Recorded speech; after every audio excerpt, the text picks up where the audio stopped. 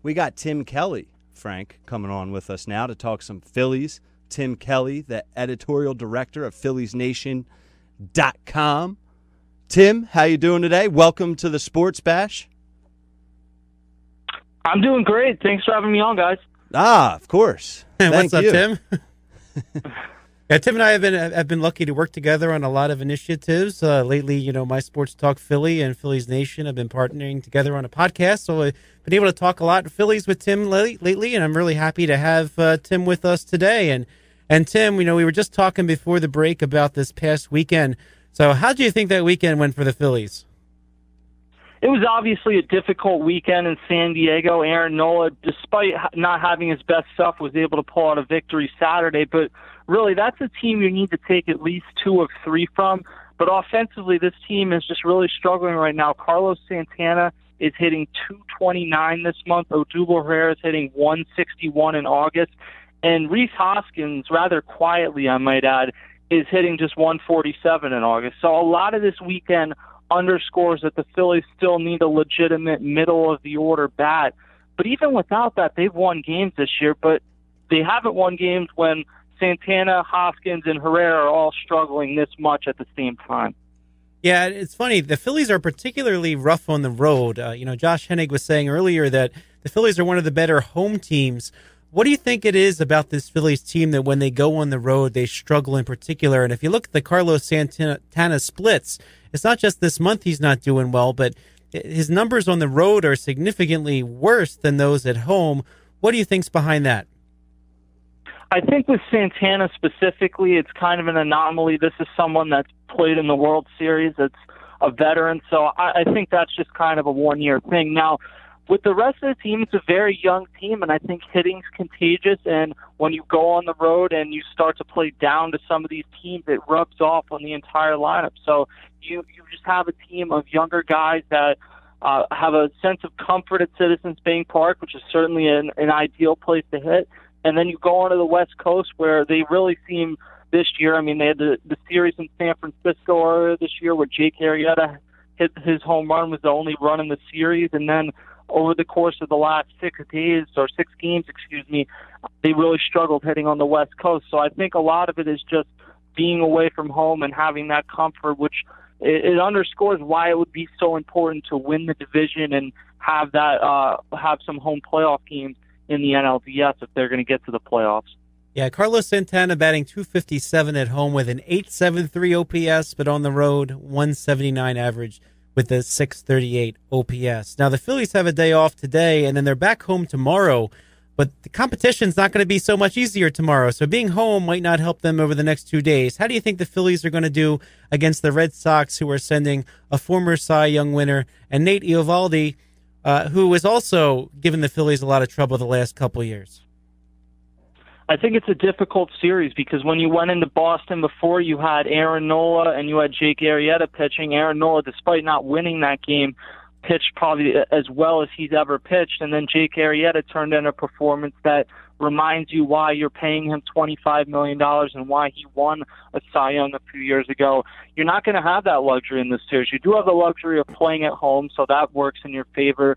But you're right, this isn't the type of series that you want to try and rebound in because you're playing a team that's literally 50 games above 500. So it's just going to kind of have to be, I think, one of the best things that Gabe Kapler has instilled in this team this year is a willingness or an ability to just kind of turn the page. And some of that's because you're young and some of it's a culture that he's developed in that clubhouse.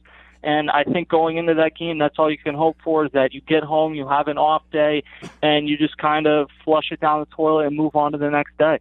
Hey, Tim, so a couple months ago, if the Phillies would drop, 2 of 3, 2 series in a row like they just did, I'd probably be on the radio talking about Gabe Kapler and what he needs to do better, as everyone was early on in the season, and people still are now. But, Gabe Kapler is not the issue to me anymore, as I think he's a strong candidate to win Manager of the Year. But is there anything that you're looking at, especially most recently over this last road trip, that you're saying to yourself, man, I'd really like to see this lineup change be made, or I'd really like Kapler to do this?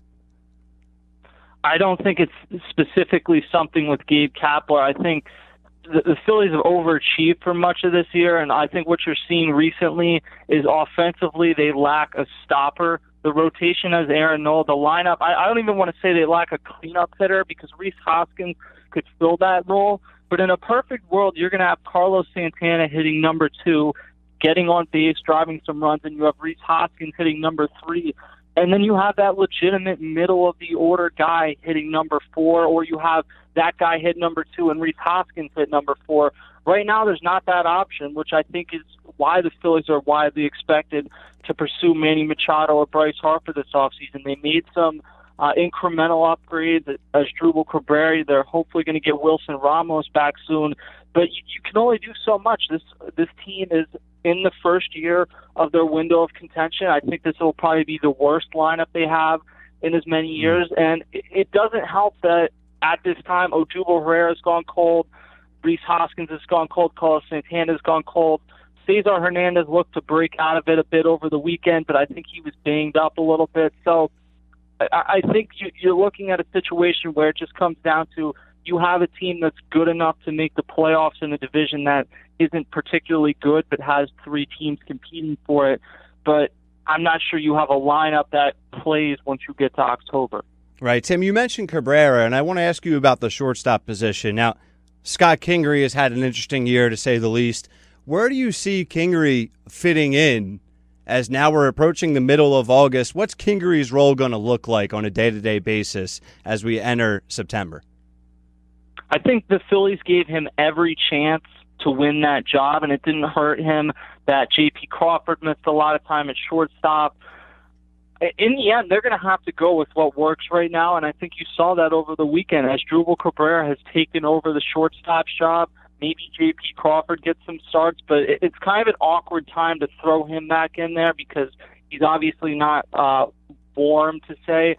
So I think you put Asdrubal Cabrera in, whether Scott Kingery's option or when they have to make a roster adjustment this week, we'll see what happens there. But at this point, I think Scott Kingery's a bench piece. He might spend some time at AAA, and then you get into September when the roster expands, and maybe he comes back and plays somewhat of a role then. But I'm not sure he's a factor if the Phillies make the playoffs. I'm not sure he's on the playoff roster if the Phillies make the playoffs. It's obviously been a disappointing rookie season for him by pretty much all imagination. I think a lot of us expected that this was someone that would compete for the Rookie of the Year. Instead, here we are in August, and it's someone we're talking about potentially being optioned.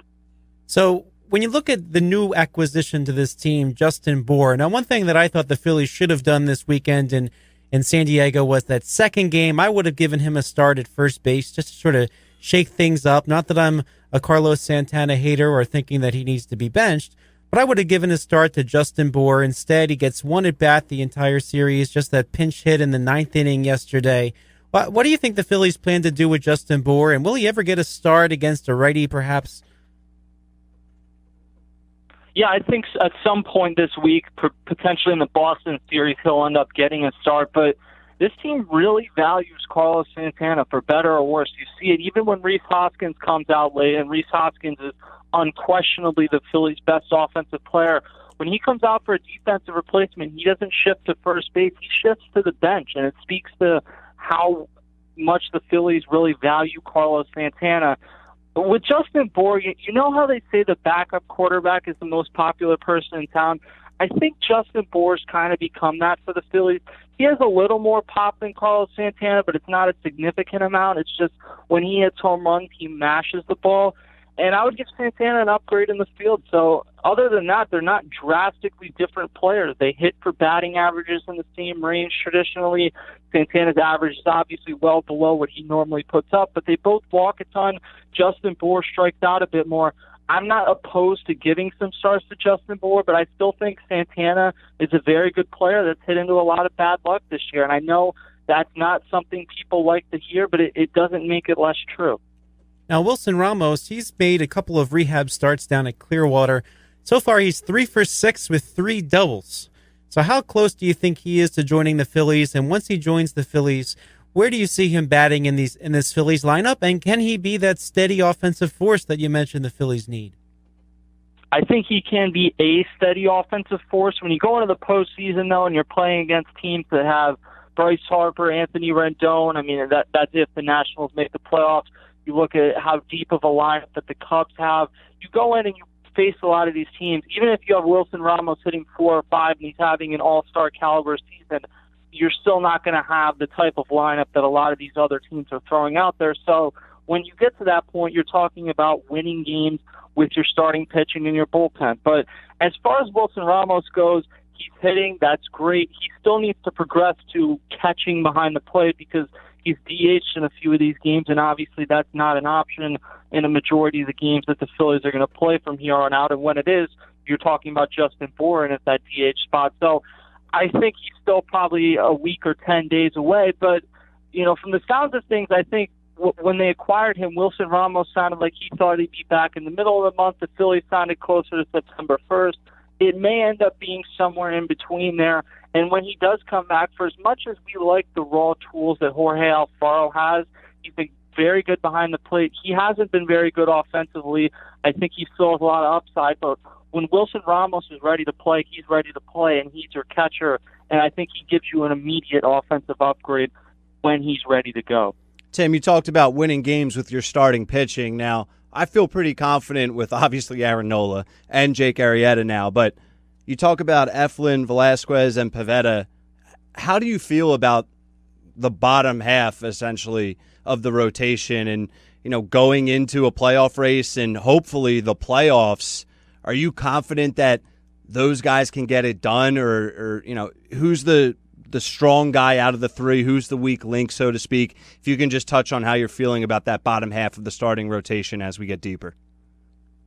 I think this goes for the 3, and it might even go for the 2. Aaron Nola is starting game 1 or the wild card game or whatever situation the Phillies would be in if they were in the playoffs.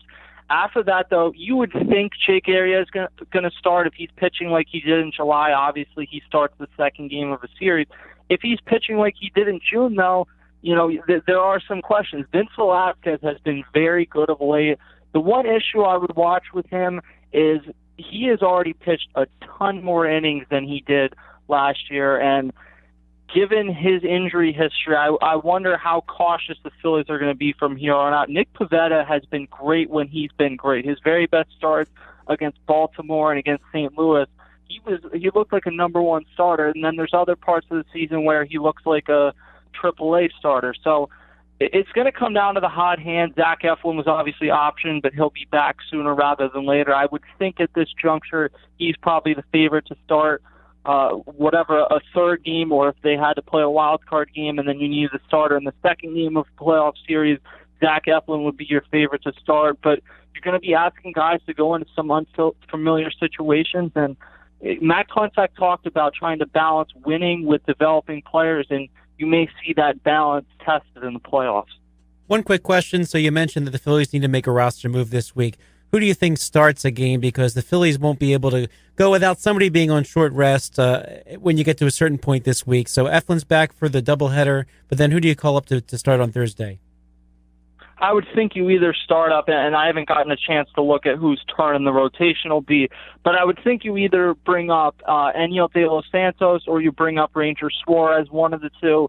And the interesting thing, as I was just saying with Velasquez, I wouldn't be shocked if, let's say Vince Velasquez's next start isn't a very good start. If they skip his spot in the rotation once just to conserve him a little bit, because you would think you at least want him as an option to start come the postseason. So I think Ranger Suarez and Enyel De Los Santos and maybe even Cole Irvin, I think they factor into what the Phillies are going to do in this final month as they make a push for the playoffs. And Keith Kapler's talked about it for much of this season. It's not just a 25-man roster. It's a 35-man roster and maybe even a 40-man roster it takes as you try to compete for the playoffs. And we may see that over the next few weeks.